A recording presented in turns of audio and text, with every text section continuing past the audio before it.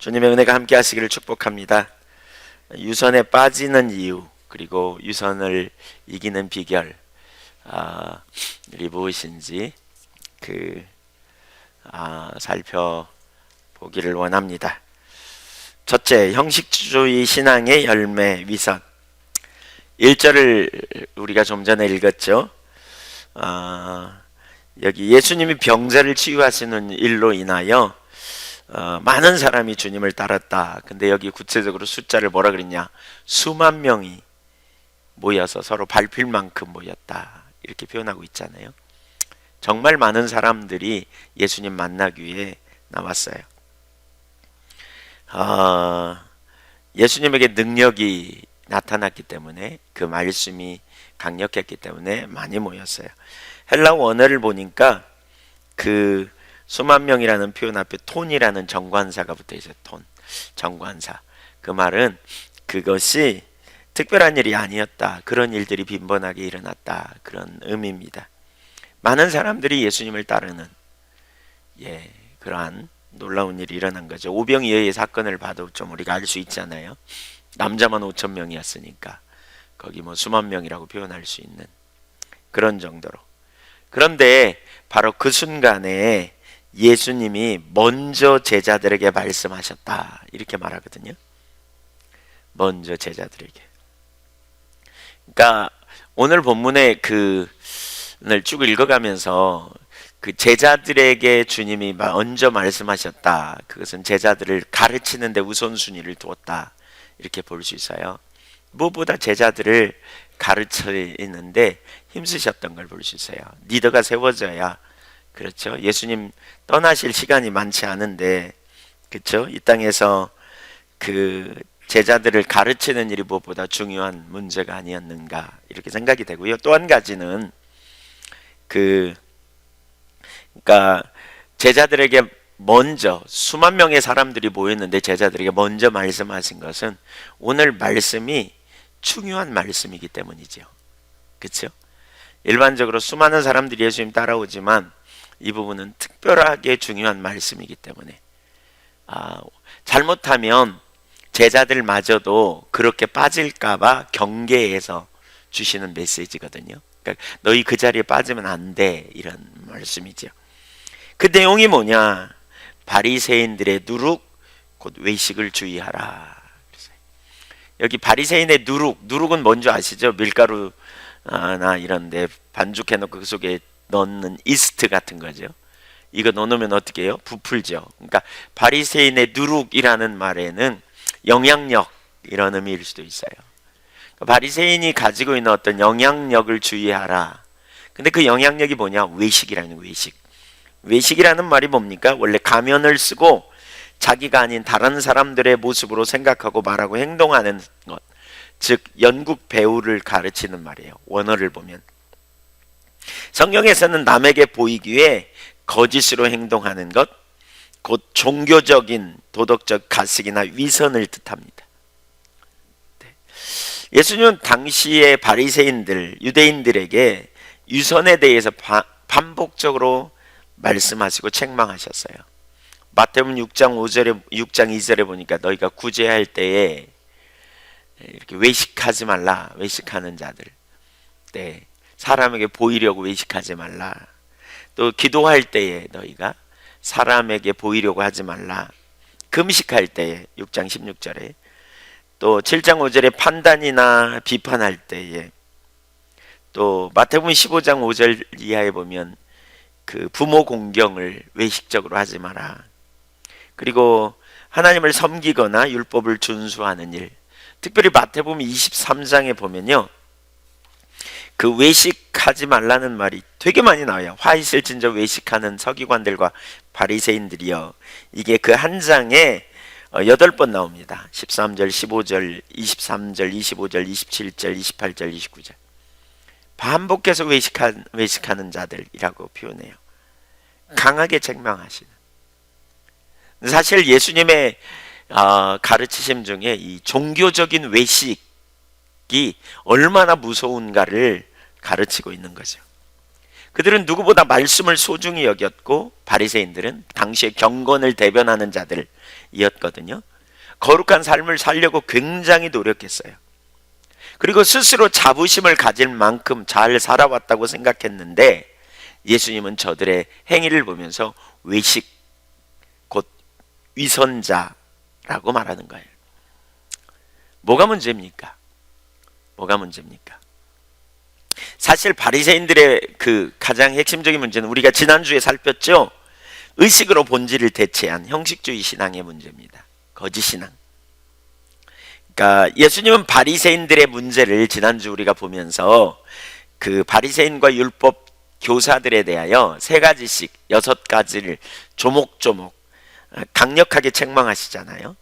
그러면서 우리의 신앙이 어떠해야 하는지를 가르치는데 무엇보다 그들은 하나님의 백성이라고 자기들은 어린아이의 선생이고 어리석은 자의 훈도라고 가르치는 선생이라고 스스로 자부심을 가졌지만 결국 하나님 편에서 볼 때 하나님을 떠난 자들이었어요. 그들의 문제는 뭐냐? 의식으로 본질을 대체했다는 것이지요. 그래서 율법에 나와 있지도 않은 것까지 11조를 바쳤어요. 예, 박하와 우양과 근체의 11조, 그러니까 채소의 11조까지 그들은 바쳤다. 이건 원래 11조 목록에 들어가지도 않아요. 근데 그걸 철저히 지켰어요. 그런데 성경에 뭐라 그랬어요? 너희가 의와 인과 신은 버렸다. 예, 공의와 사랑, 예, 그리고 믿음은 버렸다. 이것도 행하고 저것도 버리지 말아야 할지니라. 이렇게 말씀하고 있잖아요. 그들은 하나님을 떠났어요. 하나님을 사랑하는 데서 떠나 있어요. 그래서 요한복음 5장 42절에 너희 속에 하나님을 사랑함이 없음을 내가 알았다 이렇게 표현하세요. 마태복음 15장에서 이렇게 표현합니다. 7절 이하를 볼까요? 외식하는 자들아 이사야가 너희에게 대해 잘 예언하였도다 일렀으되 8절 읽어보시죠. 사람의 계명으로 교훈을 삼아 가르치니 나를 헛되이 경배하는도다 하였느니라. 외식하는 자들아, 외식하는, 예, 서기관과 바리새인들에 대해서 예수님이 외식하는 자들, 위선자들이라는 표현이에요. 그러면서 딱 뭘 얘기하냐면요, 이사야 29장 13절에 입술로는 나를 가까이하며 마음으로는 그러니까 입술로는 나를 존경한다고 하나 공경하나 그들의 마음은 내게서 멀리 떠났다. 그러면서 사람의 계명으로 흉내내고 있을 뿐이다. 이사야 29장 13절을 딱 인용해요. 그러니까 그들에게는 의식이 있었어요. 율법을 잘 지킨다고 생각했어요. 정결한 거룩한 삶을 산다고 굉장히 노력했어요. 근데 마음이 멀리 떠났어요. 그러니까 사실 마음이 없이 드려지는 예배, 이것마저도 하나님 편에서 볼 때는 뭐냐? 위선이에요, 위선. 본질이 없는. 하나님은 마음을 원하고 마음으로 하나님을 사랑하는 친밀한 관계를 원하는데 그게 없이 드려지는 예배를 위선적인 예배라고 말하는 거죠. 네. 전통대로 열심히 경배했지만 흉내내고 있을 뿐인 이런 상황이 되면 심각한 것은 영적인 소경이 돼요. 그래서 이사야 29장 14절을 보면 이렇게 표현합니다. 그러므로 내가 이 백성 중에 같이 읽죠. 그러므로 내가 이 백성 중에 기이한 일 곧 기이하고 가장 기이한 일을 다시 행하리니 그들 중에 지혜자의 지혜가 없어지고 명철자의 총명이 가리워지리라. 입술뿐인 예배를 드리는, 마음이 없는, 입술뿐인 예배라고 그러니까 그들은 아무것도 손가락도 까닥하지 않은 이런 예배를 생각하는데 절대로 그렇지 않은 거 아시죠? 이사야 1장 11절에 보면 무수한 제물을 갖다 바쳤고 멀리서도 그들은 1년에 3차례 하나님께 보이러 왔고, 그렇죠?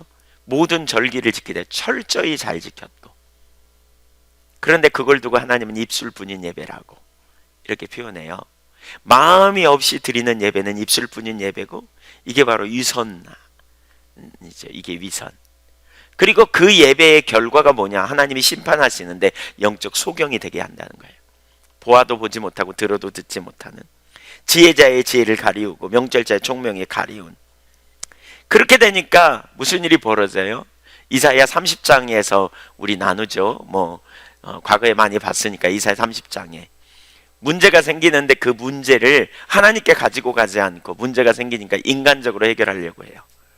여러분, 영적 소경이 됐다는 말은요, 머리로는 알아요. 근데 삶에 적용이 안 돼. 왜 적용이 안 돼요? 하나님의 인식이 안 되니까. 성경을 아는데 그 지식이 이론적인 지식으로 그치는 거예요. 이론적인 지식으로 그치는 거예요. 그러니까 능력이 없는 거죠. 시험 보면 100점인데 삶은 그렇게 못 사는 거죠. 그러니까 이게 매우 심각한 문제이죠. 네. 지금 이들의 문제가 거기 있는 거예요. 또 그러다 보니까 하나님의 말씀을 정직하게 대면할 능력이 없는 거죠. 결국 뭐예요? 삶으로는 이런 상태에 빠지면 삶으로 하나님의 말씀대로 살 수 있는 능력이 없어요. 절대 없어요. 하나님의 인식이 안 되니까 문제를 하나님의 관점에서 풀어가지 못하고 자기 생각과 자기 이론의 기초에서 접근하는 그 자리에 머물러 버리는 거죠. 그러니까 믿음의 삶이 안 되는 거예요. 예수 믿기가 힘들고 어렵고 낭망되고 혼돈되고 그렇게 되는 거죠. 자기중심적인 삶을 사는. 그래서 그 당시 바리새인들을 향해 예수님이 이렇게 말해요. 유대인들을 향해 하나님보다 사람들의 눈을 먼저 의식하는, 너희는 사람에게 보이려고, 마태복음 6장에 보면 3번이나 그걸 반복하죠. 사람에게 보이려고 구제하고, 사람에게 보이려고 금식하고, 사람에게 보이려고 기도한다, 이렇게 표현하잖아요. 그래서 너희는 자기 상을 이미 받았다, 이렇게 표현하죠. 그러니까 다른 사람으로부터 칭찬과 영광을 얻고자 하여, 우리 지난 주간에도 봤죠. 누가복음 11장 43절에 보면, 또 마태복음 6장 2절에도 사람에게 영광을 얻으려고 금식하고 구제한다는 거죠. 구제. 그러니까 하나님이 인식되지 않으면 하나님 앞에서의 삶이 안 되기 때문에 우리가 사람을 자꾸 더 많이 봐요. 사람이 나를 어떻게 평가하냐, 판단하느냐에 우리 초점이 돌아가기 때문에 사람 눈치를 보면서 행동하는 거죠. 겉모양과 외적인 그런 모양이 다른 걸 유선이라 그러잖아요. 겉과 속이 다른. 그런 삶을 살 수밖에 없는 거예요. 우리가 아무리 교회에 열심히 나오고 신앙생활을 열심히 하는 것 같지만, 그러나 우리가 자기중심으로 돌아가고 신앙이 형식화되면, 하나님과의 친밀한 교제가 안 되면, 동행이 안 되면 우리는 말씀대로 사는 삶이 어렵다고 생각하고요, 문제를 해결할 능력이 우리 앞에 안 보이고 말씀대로 살 수 있다고 생각하지 않고, 말씀 따로 삶 따로죠. 말씀 따로 문제 따로. 근데 우리가 영적으로 눈이 열리면요, 어려움이 있거나 문제가 있을 때 하나님이 우리와 함께 하신다는 사실이 지식으로만 아니라 실제가 되는 거죠. 그래서 주님 나와 동행하면서 나를 친구 삼고 감당치 못할 시험을 허락지 아니하시고 피할 길을 내신다는 사실이 지적 동의에서 끝나지 않아요. 실제예요, 실제. 그러니까 문제가 있을 때 이런 사람은 피할 길을 주시는 하나님 앞에 가고요, 이런 사람은 말씀에 대하여 경각심이 생겨요. 과거에 제가 저 자신을 보니까 제가 어느 날 심각하다는 사실을 깨달은 게 뭐였냐면, 제가 주일날 설교하고 월요일날 제가 무슨 설교했는가 생각해봤더니 기억이 안 나요. 설교를 하나님 주신 말씀이라고 이렇게 말하는데 저 자신은 조금도 경외함이 없는 거죠. 말씀에 무게감이 없는 거죠, 제게. 뭐가 문제인지 찾는 가운데 정말 절실하게 이렇게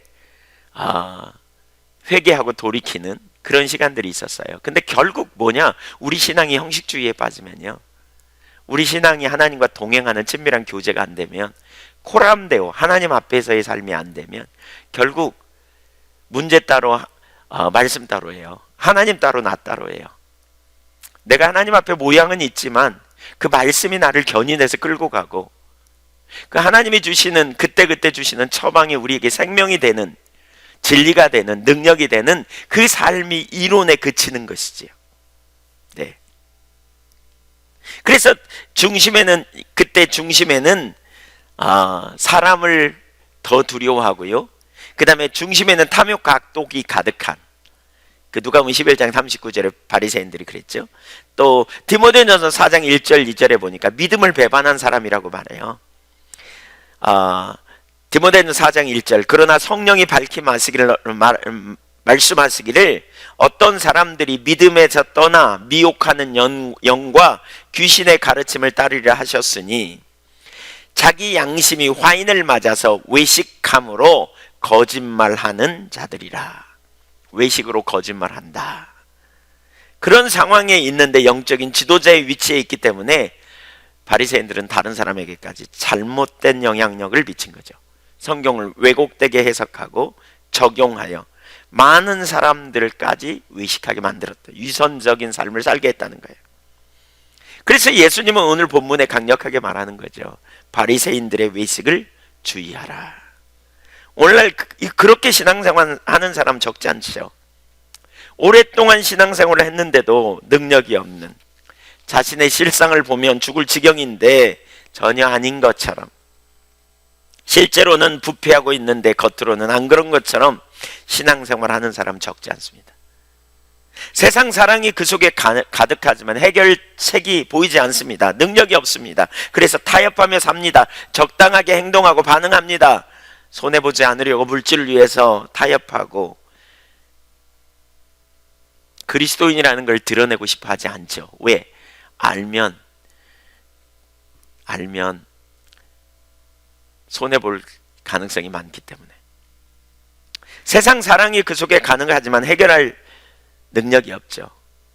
다른 사람들에게 칭찬받고 인정받고 높임받기 위하는 마음 때문에도 그럴 수 있고요.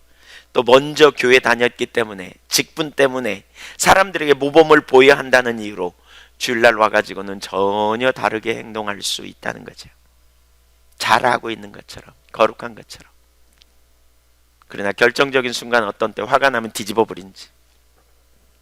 실상은 심각하지만 다른 사람들에게 잘하고 있다고, 믿음이 좋다고 칭찬을 받기도 하고 스스로 자부심을 갖기도 해요. 그러나 실상은 심각한 부정직한 삶을 살고 또 전혀 인격적으로 하나님의 영광을 드러내는 성품의 삶을 살지 못하는 이런 외식적인 삶이 우리 가운데 많이 있죠. 왜 그렇게 살까요? 사실 여러분 진짜 중요한 게 이거예요. 우리 속에는 근본적인 능력이 없는데 가장 핵심적인 문제가 이거예요. 우리가 바리새인처럼요, 거짓 신앙에 빠지면 능력이 없어요. 형식주의적인 신앙에서는 능력이 없어요. 실제가 되지 못해요. 친밀한 교제, 동행하는 삶이 되어져야 능력이 있어요. 참 신앙은 인격제신 하나님과 동행이거든요. 우리가 그분의 사랑을 알고 그분을 사랑하는 이 첫사랑의 자리에 우리가 있다면 어떻게 될까요? 우리가 그분의 사랑을 알고 그분을 사랑하면 우리 안에 기쁨이 있습니다. 말씀을 듣는 것이 기쁘고 주님과 동행하는 것이 너무나 소중한 마음이 우리 가운데 부어집니다. 그래서 하나님 말씀 듣기 원하죠. 그분의 말씀을 따라 순종하는 것이 무거운 짐이 아니라 기쁨과 소망이 됩니다. 그리고 이런 신앙생활을 하는 사람은 말씀 앞에 잘못된 것을 깨달으면 즉시 회개합니다. 왜요? 하나님 앞에서 하나님을 기쁘시게 하려는 마음이 있기 때문에. 동행인 걸 알니까, 사랑의 관계성이니까. 그래서 이런 사람은 겉과 속이 항상 비슷해요. 아닌 것처럼 하지 않아요. 모를 때는 몰라도 알면 즉시 회개하고 돌이켜 말씀 앞에 정직하게 직면하고 회개하기 때문에 겉과 속이 다를 수 없는 거죠. 말씀 앞에 정직하기 때문에. 사랑의 관계 안에 있으면. 그래서 제자들에게 예수님은 바리새인들의 위선을 주의하라고 말씀하세요. 주의하라라는 말은 프로세케테인데 현재형으로 항상 이것을 경계하라, 그런 의미입니다. 습관처럼 경계해야 된다. 바리새인들의 두루, 외식, 영향력이 있고요. 그것이 우리의 삶을 잘못된 길로 이끄는, 그들의 가르침, 그들의 신앙을 본받아서는 안 된다는 거예요. 결국 유선으로 나타나기 때문에. 그러니까 유선은 어디라고요? 율법주의 신앙에서 나타난 결과예요. 거짓 신앙에서 나타난 결과예요.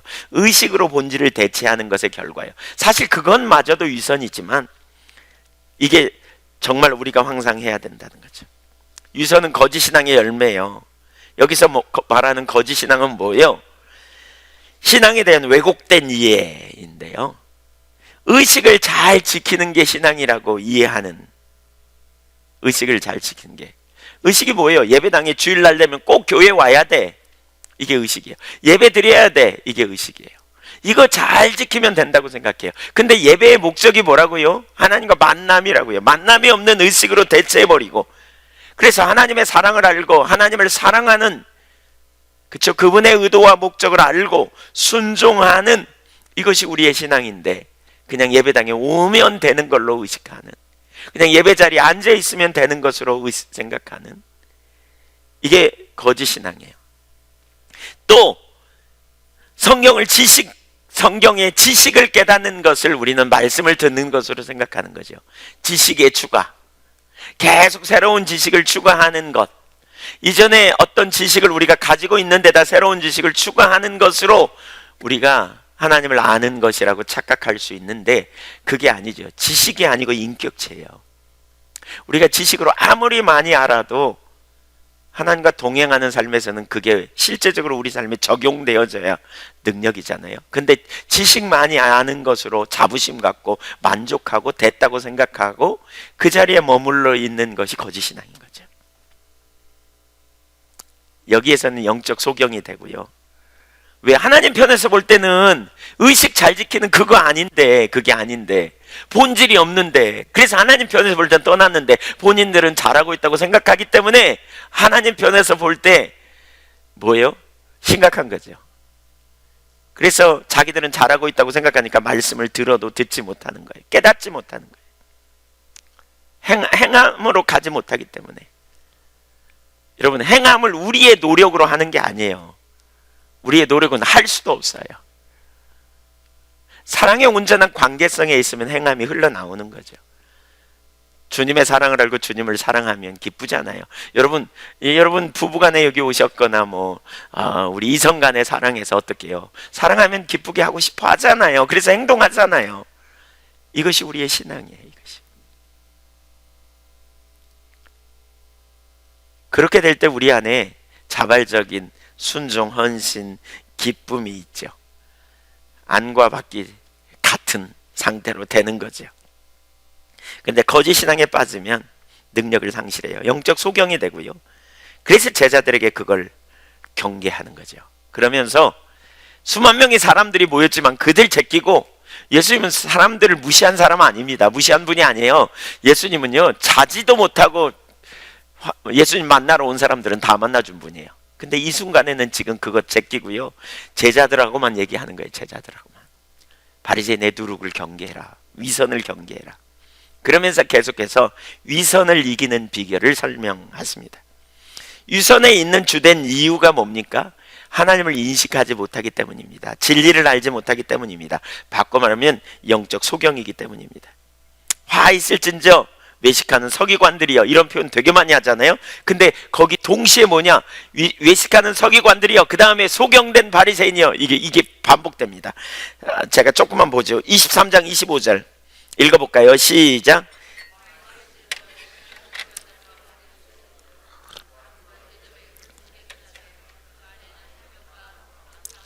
소경된 바리새인아, 너는 먼저 안을 깨끗이 하라. 그리하면 겉도 깨끗하리라. 그 다음 구절.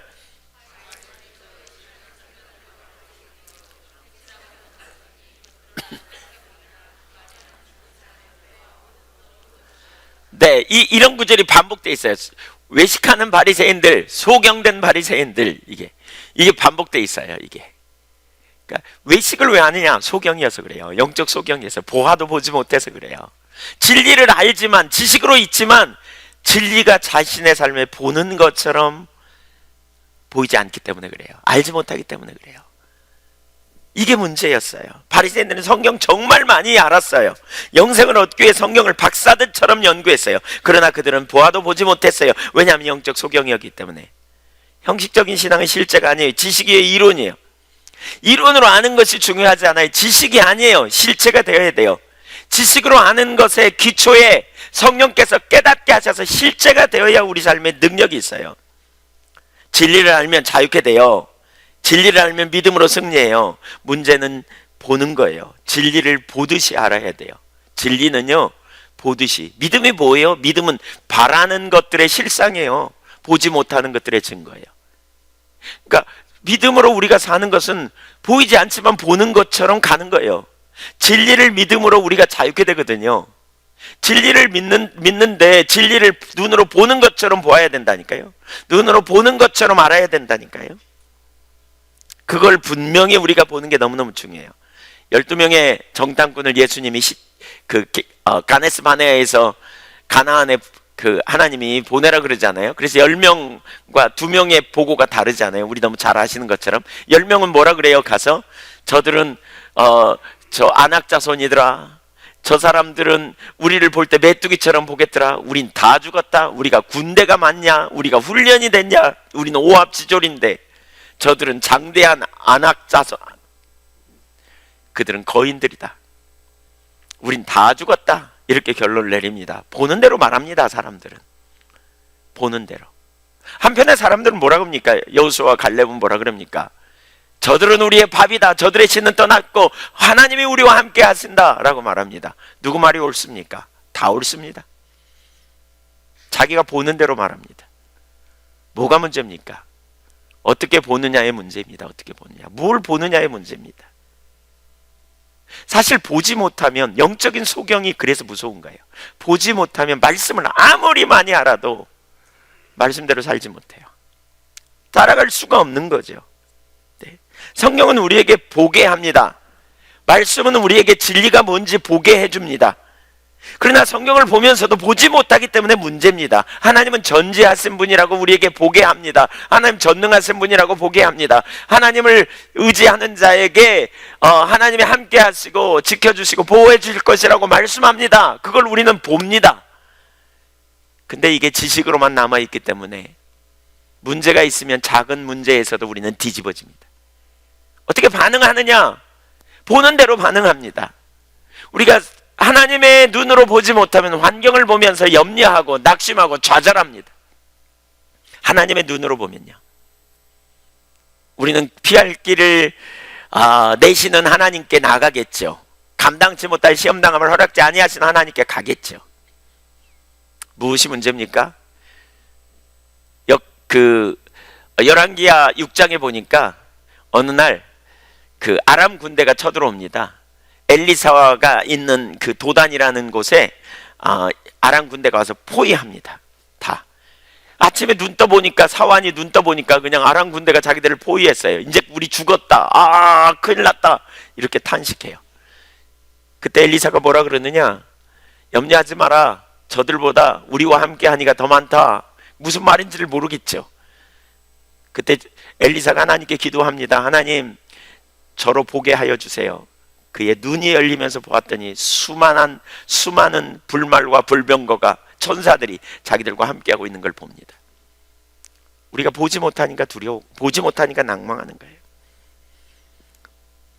하나님과 우리 신앙이 형식화된 신앙으로 빠지면 이게 심각해요. 분명히 본다면 염려할까요? 담대하겠죠. 문제를 향해 외칠 겁니다. 문제를 통해서 오히려 하나님을 만날, 경험할 기회가 된다고 담대하고 기뻐할 겁니다. 두려워하지 마십시오. 하나님이 우리와 함께 계십니다. 예수님은 제자들에게 그래서 진리를 가르쳐줘요. 뭐가 진리인지. 여러분, 우리가 성경에 지식이 없어서 오늘날 우리가 염려하고 근심하고 낙심하지 않습니다. 많은 분들이 그럽니다. 예수를 믿은 지 오래됐어도 여전히 염려하고 근심하고 낙심합니다. 왜 그렇습니까? 이론이라서 그랬습니다. 보지 못하니까. 우리가 육신을 벗는 날 천국과 지옥이 있음을 분명히 안다면 어떻게 살까요? 지옥을 본다면, 천국을 본다면, 성경을 읽으면서 그걸 볼 수 있다면 우리가 어떻게 살까요? 이 땅이 전부가 아니고 영원한 세계가 있으면 우리가 본다면 어떻게 할까요? 한편으로 그런 기도가 필요해요. 보게 하옵소서. 그래서 예수님이 사도 바울이 에베소 교회를 향해 그렇게 말하잖아요. 지혜와 계시의 성령을 주셔서 하나님 알게 하시고 마음 눈을 밝혀주셔서 부르심의 소망과 영광의 기업의 풍성하심과 너희 안에 역사하시는 하나님의 능력이 얼마나 큰지, 그 능력이 얼마나 큰지 알게 해달라고 기도하고 있잖아요. 우리가 이런 기도해야 돼요. 보게 하옵소서. 보게 하옵소서. 주님, 우리의 눈을 열어주소서. 영적인 눈이 열려야 돼요. 근데 그 영적인 눈은 어디서 열리냐면 하나님 중심적인 신앙에서 열려요. 자기 중심적인 자리에 있으면 가치관이 안 변하면 우리가 피조물이라는 사실을 인식하지 못하게 되면서 자꾸 영적인 눈이 어두워지고요. 물질에 마태복음 6장 22절에 내 눈이 성하면 온몸이 밝을 것이다 그러잖아요. 내 눈의 초점이 하나면 온몸이 밝을 것이다. 6장 24절에 하나님과 재물을 겸하여 섬길 수 없다 그러잖아요. 우리가 마음이 나눠지면 영적인 눈이 어두워요. 그래서 보지 못하는 거예요. 보지 못하는 거예요. 해결책을 그래서 말씀하세요. 여기 네 가지를 볼 수 있는데, 첫째, 하나님 앞에서 숨길 수 없음을 인식하라는 거예요. 2절 3절 보겠습니다. 시작. 네, 시작. 감춘 것이 드러나지 않을 것이 없고 숨긴 것이 알려지지 않을 것이 없나니, 이러므로 너희가 어두운 데서 말한 것이 광명한 데서 들리고 너희가 골방에서 귀에 대고 말한 것이 지붕에서 전파되리라. 여러분, 이런 것 다 아시잖아요. 근데 다시 주님 앞에 그런 기도를 하세요. 깨닫게 해주세요. 깨닫게 해주세요. 이게 우리 가운데 보이는 것처럼 우리가 알아야 돼요. 예수님이 이렇게 제자들에게 가르쳐요. 제자들은 이런 말씀 처음 들었을 거예요. 그렇죠? 아니, 구약 성경을 알았기 때문에 어렴풋이 알았을 거예요. 그런데 예수님이 즉각적으로 이렇게 위선해서는 안 되는 이유가 뭐냐? 하나님 앞에는 다 드러난다, 그거예요. 마태복음에서 이 본문이 전도와 관련해서 너희가 외치면 언젠가는 그것이 다 드러난다 이렇게 말하는데, 여기 누가복음에서는 위선과 말해요. 위선을 이기는 비결 첫 번째는 결국 다 드러날 걸 알라는 거야. 알아. 왜 감출까요? 드러날 것이라는 것을 알지 못하기 때문에. 다 드러난다는 거예요. 다 드러난다는 거. 우리가 하나님 앞에 있음을 인식하라는 거죠. 한 번은 대구에 제가 집회 갔다 오면서요, 너무나 늦은 시간, 저녁 시간에 오면서 너무나 늦어가지고 막 밤에 이렇게 왔어요. 정말 피곤하고, 88고속도로 옛날에 차 한 대 없었잖아요. 옛날에.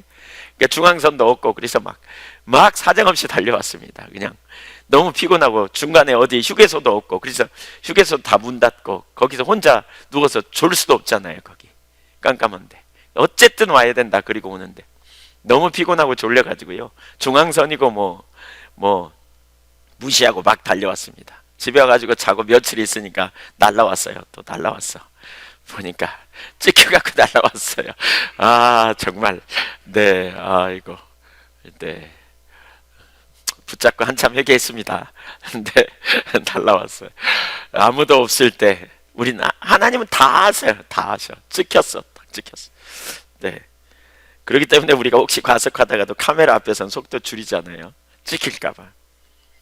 근데 하나님 앞에서는 그럴 수 없어요. 속도 줄이고, 하나님 안 계시는 곳이 없기 때문에 다 드러나요. 성경은 우리에게 분명히 말해요. 욥기 26장 6절, 하나님 앞에서는 수월도 벗은 몸으로 드러나며 멸망도 가림이 없습니다.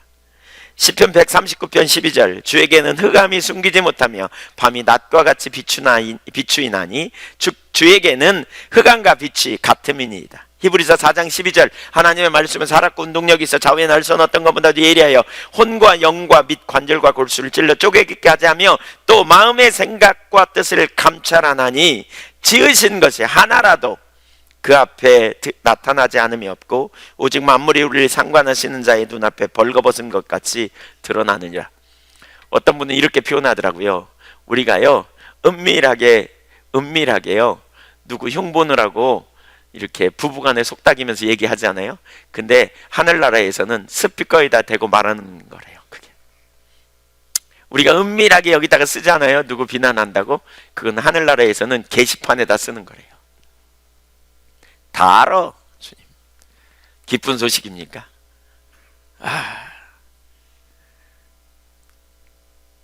아나니아와 삽비라가 땅값 얼마를 감추고 돈 감췄잖아요. 안 드러날 줄 알았어요. 근데 다 드러났습니다. 다윗은 은밀한 가운데 범죄했습니다. 근데 하나님은 아셨고요, 그것이 사람들 앞에 활짝 드러나 버렸습니다. 하나님 앞에 숨길 수 없다는 사실을 인식하는 게 정말 중요해요. 그걸 가르치는 거예요. 그래서 그들이 행한 것처럼 행하지 말라는 거예요. 진짜 우리가 의식하고 우리가 염두에 둬야 될 거는 사람들의 눈이 아니라 하나님이라는 거예요. 시편 139편에 보면 우리의 말과 행위를 익히 아신다. 우리 앉는 것과 눕는 것과 우리의 행하는 것을 다 아신다. 이렇게 표현하고 있어요. 우리가 하나님을 인식해야 한다는 거죠. 하나님 앞에서 있다는 거예요. 내가 하나님 앞에 있어요. MRI를 찍으면 우리 숨겨진 질병이 드러나잖아요. CT 같은 거 찍으면. 그쵸? 예, 뭐 혹이 있는 거, 뭐 잘못된 거 다 드러나잖아요. 그쵸? 제 몸속에 돌이 있다는 걸 어떻게 알았겠어요? 그 초음파를 해보니까 돌이 있는 게 드러나. 하나님은 CT보다 MRI보다 비교할 수 없이, 초음파보다 비교할 수 없이 우리를 다 아시는 분. 그러면 우리가 외식하겠는가? 그걸 인식하라는 거예요. 하나님 앞에 감출 수 없다. 하나님 앞에는 아무것도 숨겨질 수 없다. 그러면 우리는 외식할 수 없어요. 정직하게 고백하는 거죠. 심지어 내가 의식하지 못하는 것까지도 하나님은 깨닫게 하시고 우리를 알게 하시죠. 두 번째, 진짜 두려워하실 분을 두려워하라는 거예요. 4절 5절 읽겠습니다. 시작. 내가 내 친구 너희에게 말하노니 몸을 죽이고 그 위에는 능히 더 못하는 자들을 두려워하지 말라. 마땅히 두려워할 자를 내가 너희에게 보이리니 곧 죽인 후에 또한 지옥에 던져 넣는 권세 있는 그를 두려워하라. 내가 참으로 너희에게 이르노니 그를 두려워하라. 우선 여기 예수님이 이렇게 말해요. 내 친구 너희에게 말한다. 특별히 여기 보세요. 이 표현은요, 여기 누가복음에 나옵니다. 요한복음에 내 친구, 그러니까 너희는 나의 친구니 이렇게 말하는 구절이 있어요. 근데 여기 뭐라고 했냐? 내가 내 친구 너희에게 말하노니. 이건 굉장한 친밀함을 가르치는 거죠. 친밀함. 성경에 이런 표현은 유일해요. 얼마나 사랑하고 유해 주시는지, 얼마나 특별한 게 여기는지, 그리고 모든 그 진리를 알게 하시려고 힘쓰는지 우리가 이걸 볼 수 있어요. 이게 얼마나 감격적인 일이에요. 예수님이 오셔서 내 친구야 이렇게 소개해 보세요. 으쓱해지잖아요. 여러분, 대통령이 와가지고 내가 내 친구야 이렇게 말하면 어떡해요? 네, 기분이 으쓱해지죠. 그렇죠? 네. 우리 그런 것만 해도 우리는 좀 특별 대우 받잖아요. 우리 어떤 사람이 가가지고 내가 잘하는 사람인데 좀 잘 봐주라고 그러면 그러잖아요. 지난번에 네, 뭐 시간 없으니까. 그래서 예수님은 제자들과 친밀한 관계의 중요성을 가르쳐요. 마태복음 3장 14절에 예수님이 부르시면서 함께 있게 하시려고 불렀다 그러잖아요. 함께 있게 하려고. 예. 예수님은 저와 여러분을 친구로 여기세요. 예수님이 우리를 친구라고, 너는 내 친구야 이렇게 말씀하는 거예요. 우린 주님의 친구. 네. 친구처럼 함께하기 원하시는 주님의 마음. 이렇게 말하는 이유가 뭐냐? 지금 말씀하는 게 되게 중요하다는 의미이기도 해요. 내가 내 친구인 너에게 말해. 친구에게 얼마나 중요한 이야기를 하고 싶고, 얼마나 이렇게 이런 표현을 하면서 그 말씀하시고자 하는 바가 어떤 건지 우리가 보면 좋은데, 뭐라 그러냐? 누구를 두려워해야 하는지 가르쳐요.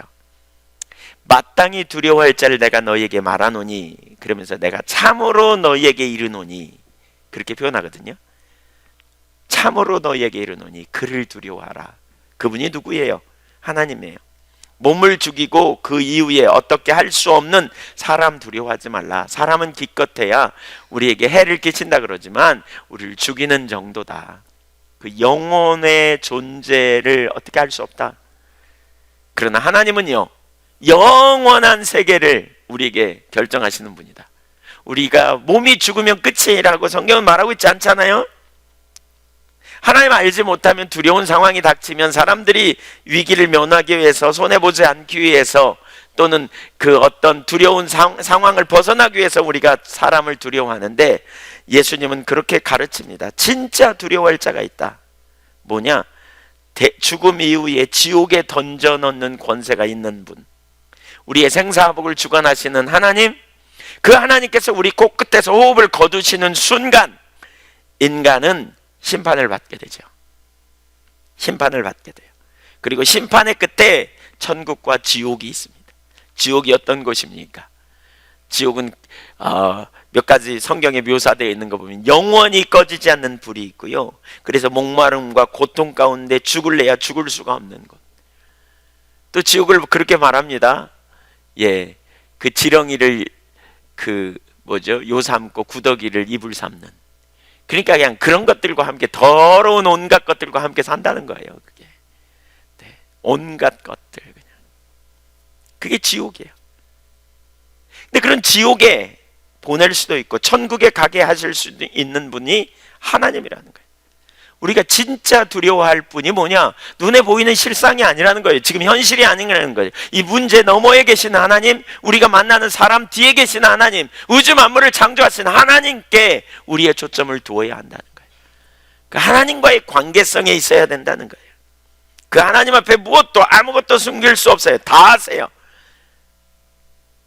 이것이 외식하는 자들에게는 두려운 소식이 되겠지요.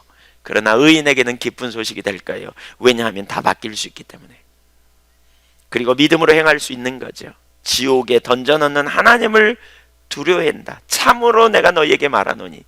예수님이 이렇게 너희는 내 친구, 내가 내 친구인 너희에게 말하는데 참으로 너희가 두려워할 사람이 있어. 제발 그 삶을 살아. 바리새인들은요 그렇게 안 했다는 거예요. 성경을 무진장 말고 많이 알았지만 그렇게 안 살았다는 거예요. 바리새인은 사람을 두려워하고 눈앞에 보이는 사람 앞에 어떻게 자기가 잘 보여서 영광을 얻을까, 사람에게 드러날까, 여기에 초점이 있었다는 거죠.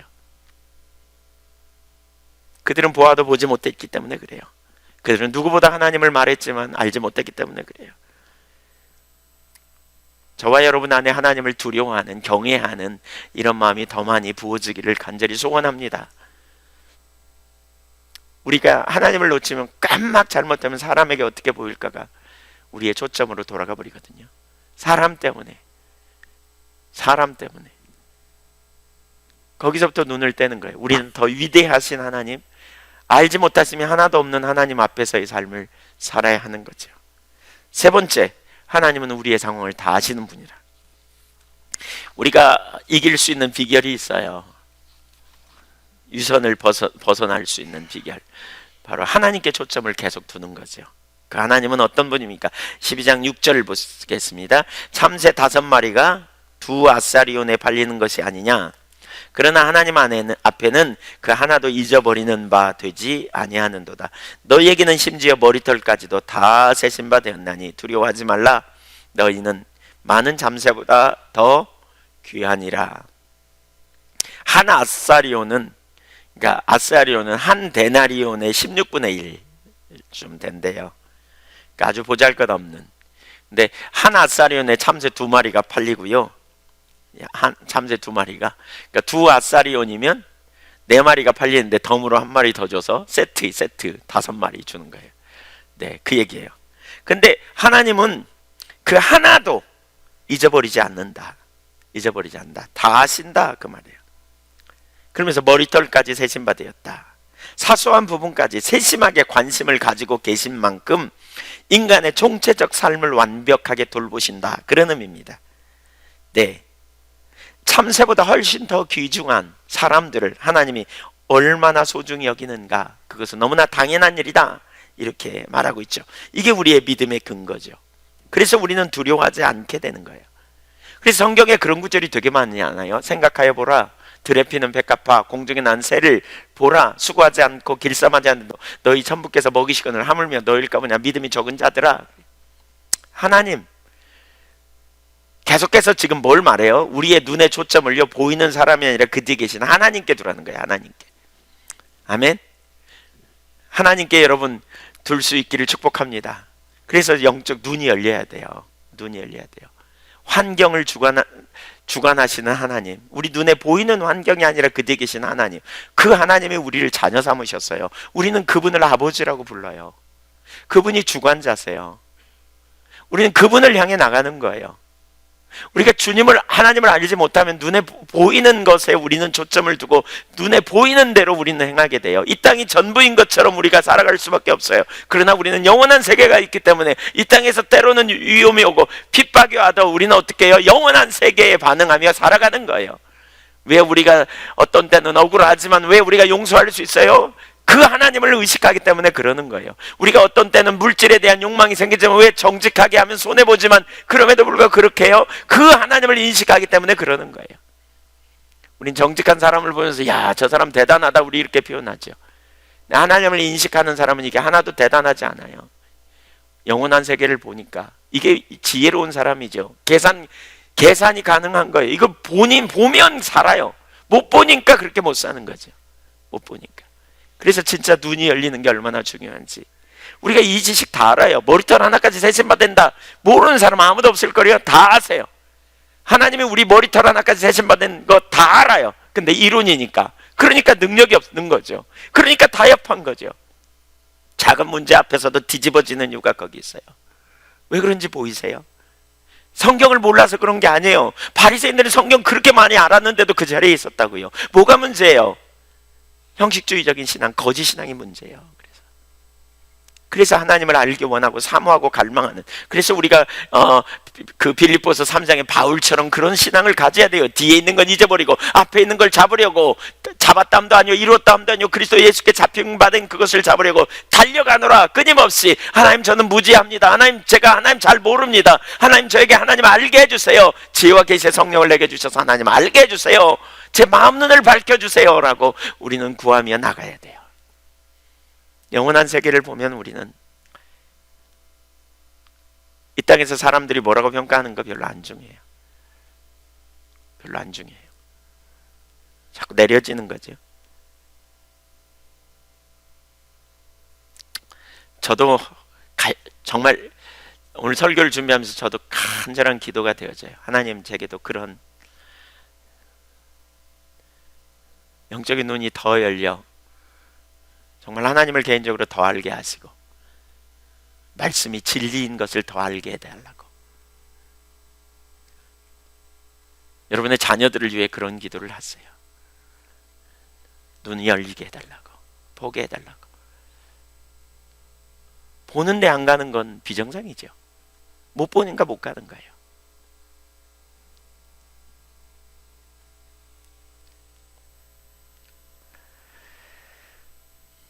보면 두려워하지 않아요. 보면 담대해요. 이 지식에 기초하여 예수님은 다시 제자들에게 피해야 될 유선에 대해서 말씀합니다. 8절 9절을 읽겠습니다. 시작. 내가 또한 너희에게 말하노니 누구든지 사람 앞에서 나를 시인하면 인자도 하나님의 사자들 앞에서 그를 시인할 것이요 사람 앞에서 나를 부인한 자는 하나님의 사자들 앞에서 부인을 당하리라. 예수님을 따르는 제자들에게 핍박이 있을 걸 예측할 수 있어요. 지금 예수님은요 십자가를 지러 올라가시거든요. 그 여정 중에 지금 말씀하시는 거예요. 그러니까 틀림없이 위험이 올 걸 알아요. 근데 바로 이 구절을 인용하면서 그러는 거예요. 핍박이 온다. 근데 너희가 이 땅에서 나를 시인해야 된다.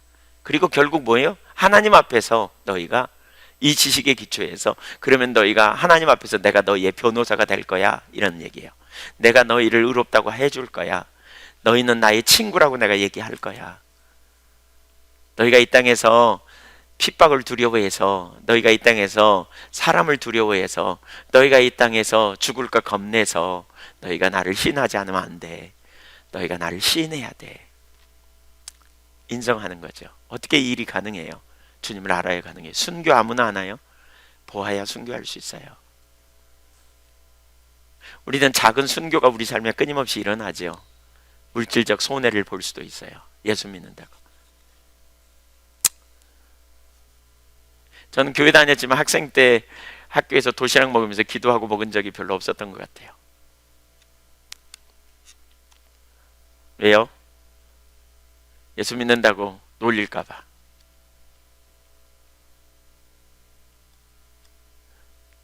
나중에는 그렇게 기도했어요. 눈 뜨고 기도했어요. 기도해야 된다 그러니까. 양심에 찔려 기도 안 하면. 그러니까 눈 뜨고 있어.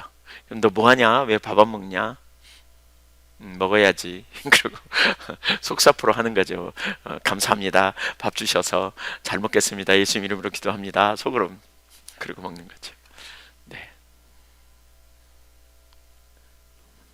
드러나면 손해 볼 수도 있다. 놀림 받을 수도 있다. 뭐 우리 그런 거 때문에.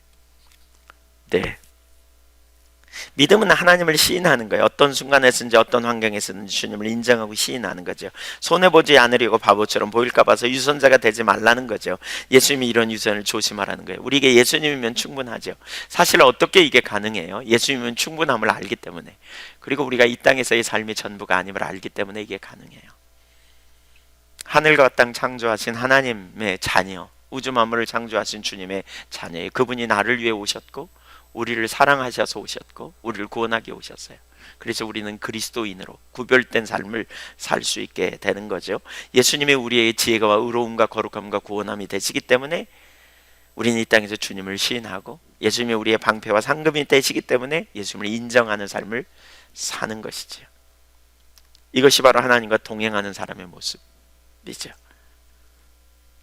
다른 말로 하면 범사의 주를 인정하는 삶을 살아야 한다는 거죠. 이렇게 돼야 된다.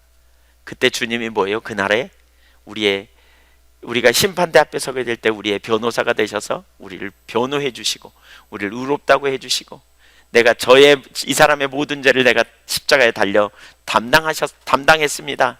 그래서 이 사람은 제 안에서 의롭습니다, 아버지 라고 우리를 변호해 주시는 거죠. 우리를 변호해 주시는 주님, 영생을 얻는, 우리가 외식하는 걸 주의해야 돼요. 그리스도인으로서 그러면 그렇다고 아니면 아니라고, 누군가가 여러분에게 그렇게 말할지도 몰라요. 너는 예수 믿는데 곧다이로 사냐? 뭐 이렇게. 그러면 미안하다 그러세요. 내가 아직 덜 돼서 그렇다고. 우리 예수님은 안 그러는데 나는 그렇다고. 네가 뭐 보태준 거 있냐? 그러지 마세요. 근데 내가 원래 그렇다고. 그래서 난 예수님이 필요하다고. 난 은혜가 필요한 사람이라고. 네. 마지막 네 번째, 성령에 의한 삶을 살아야 합니다. 성령에 의한 삶. 누구든지 10절, 누가복음 12장 10절, 누구든지 말로 인자를 거역하면 사하심을 받으려니와 성령을 모독하는 자는 사하심을 받지 못하리라. 말로 인자를 거역하는 자는 사하심을 받다. 그 말은 예를 들면 베드로 같은 사람이 예수님을 거역했잖아요. 순간적으로. 두려워서. 그러나 그는 회개하고 돌아섰어요. 그러자 주님은 그를 용서해 주시고 그를 찾아오셔서 회복시켜 주시잖아요. 성령을 모독하는 건 뭐냐? 예수님은 바리새인들이 성령을 모독했음을 말씀하세요. 마태복음 12장 22절에 보면 나면서 그 귀신 들려, 그러니까 귀신 들려 눈 멀고 보지 못하는, 말 못하는, 여기 누가복음 11장에도 나오지만 그 사람 이야기가 나오죠. 예수님이 그 귀신을 쫓아내요. 그랬더니 귀신의 양 바알셈을 힘입어서 쫓아냈다고 말하자 예수님께서 내가 하나님의 성령을 힘입어 귀신을 쫓아내는 것이면 하나님 나라가 임하였다 그러면서 그렇게 표현해요. 동일한 말씀을 해요. 너희가 말로 인자를 거역하면 용서하심을 받을 수 있지만 성령을 거역하면 사하심을 받지 못한다. 이건 뭘 얘기해요? 예수님이 하나님 나라를 선포하고 하나님 나라가 이 땅에 온 것의 증거로서 성령의 역사로 귀신을 쫓아내는 건데, 그 귀신의 왕을 힘입어 쫓아냈다고 말함으로 말미암아 성령을 모독하는 죄를 범했다는 거예요. 이것은 결과적으로 예수 그리스도의 복음을 거절하는 것이고 주를 영접하지 않는 죄입니다. 회개의 길로 인도하시는 성령의 역사를 의도적으로 배척하고 모독하고 비난하는 것이었습니다. 성령님 없이 구원받을 수 있나요? 불가능합니다. 영원한 형벌을 받을 수밖에 없는 건데, 요한복음 12장 3절에 고린도전서 12장 3절에 성령으로 하지 않고는 아무도 예수를 주시라 할 수 없다 이렇게 표현해요.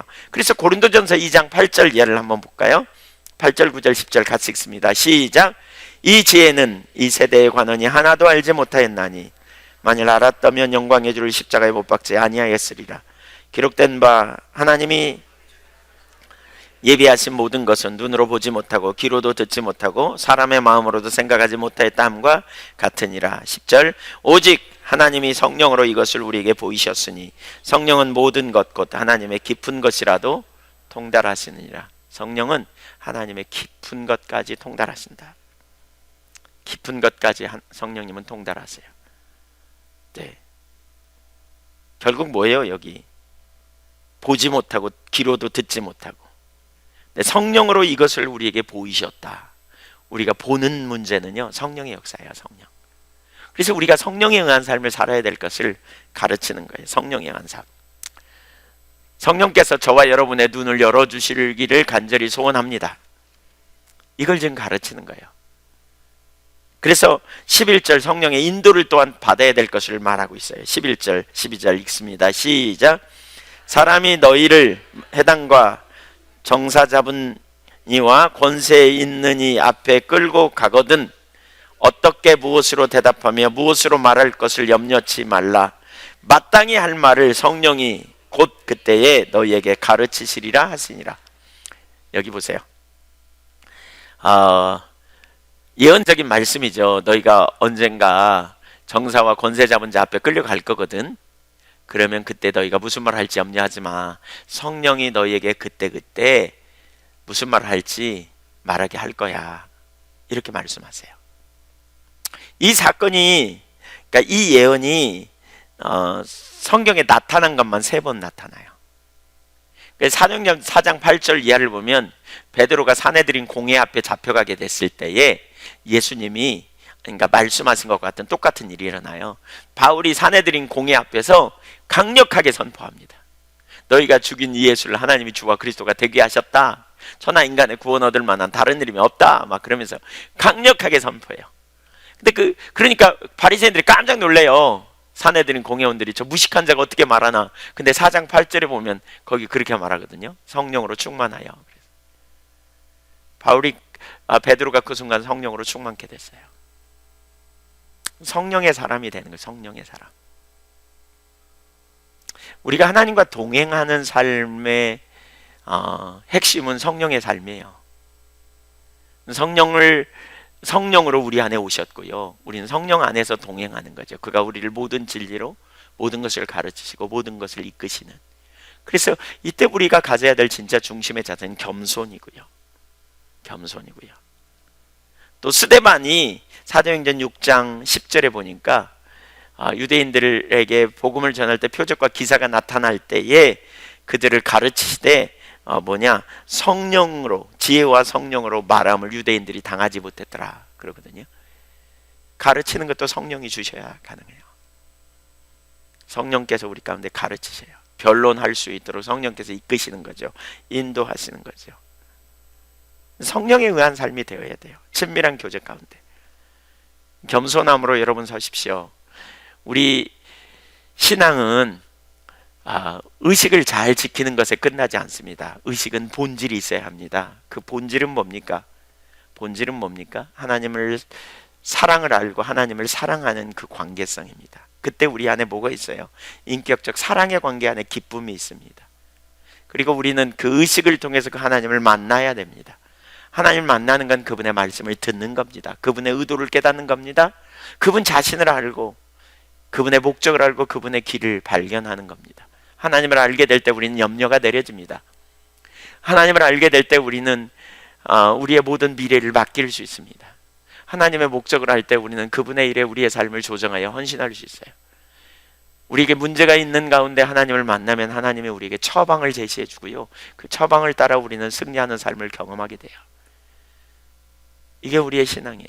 근데 본질이 없이 의식으로만 대체하면 절대로 능력이 없어요. 하나님과 만남이 없는데 우리의 신앙적인 부분에서 우리가 믿는 믿음의 대상이신 하나님과의 교제가 없기 때문에 하나님을 신뢰하는 게 없는데 어떻게 능력 있는 삶을 살 수 있겠습니까?